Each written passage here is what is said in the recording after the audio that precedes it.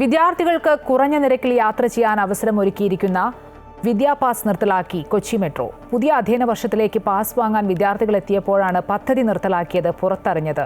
Pass പുനഃസ്ഥാപിക്കണമെന്നതാണ് വിദ്യാർത്ഥികളുടെ ആവശ്യം. Metro സർവീസിലേക്ക് വിദ്യാർത്ഥികളെ ആകർഷിക്കാനായി 2023 വിദ്യാപാസ് അവതരിപ്പിച്ചത്. കുറഞ്ഞ നിരക്കിൽ യാത്ര ചെയ്യാമെന്നതിനാൽ നിരവധി വിദ്യാർത്ഥികൾ ഇത് ഉപയോഗിച്ചിരുന്നു. വിദ്യാപാസിനൊപ്പം തന്നെ അടിപൊളി 30, വീക്കെൻഡ് ധമാക്ക തുടങ്ങിയ മറ്റു ചില പദ്ധതികളും മെട്രോ നിർത്തലാക്കിയിട്ടുണ്ട്. യാത്രക്കാരെ കൂട്ടുക എന്ന ലക്ഷ്യത്തോടെ തുടങ്ങിയതായിരുന്നു ഇവയെല്ലാം.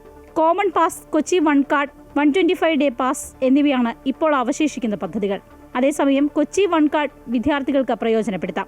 വൺ കാർഡിനായി 150 രൂപ എൻട്രി പാസും 1.8% ടോപ്പ് അപ്പ് ചാർജും നൽകണം. ഈ കാർഡുള്ളവർക്ക് ടിക്കറ്റിന് 20% ഫ്ലാറ്റ് ഡിസ്കൗണ്ട് ലഭിക്കും. ഇതുകൂടാതെ 30 ദിവസത്തെ പാസിന് 25%, 60 ദിവസത്തെ പാസിന് 33% ഡിസ്കൗണ്ട്. വിദ്യാർത്ഥികൾക്കായുള്ള സ്പെഷ്യൽ പാസുകൾ പുനഃസ്ഥാപിക്കണമെന്ന് ഹൈബി ഈഡൻ MP ആവശ്യപ്പെട്ടു. അവധിക്കാലത്ത് താൽക്കാലികമായാണ് പാസ് നിർത്തലാക്കിയതെന്നും നിരവധി പരാതികൾ ലഭിച്ച സാഹചര്യത്തിൽ പാസ് പുനഃസ്ഥാപിക്കുന്ന കാര്യം പരിശോധിച്ചു വരികയാണെന്നുമാണ് മെട്രോയുടെ വിശദീകരണം. അമൃത ന്യൂസ്, കൊച്ചി.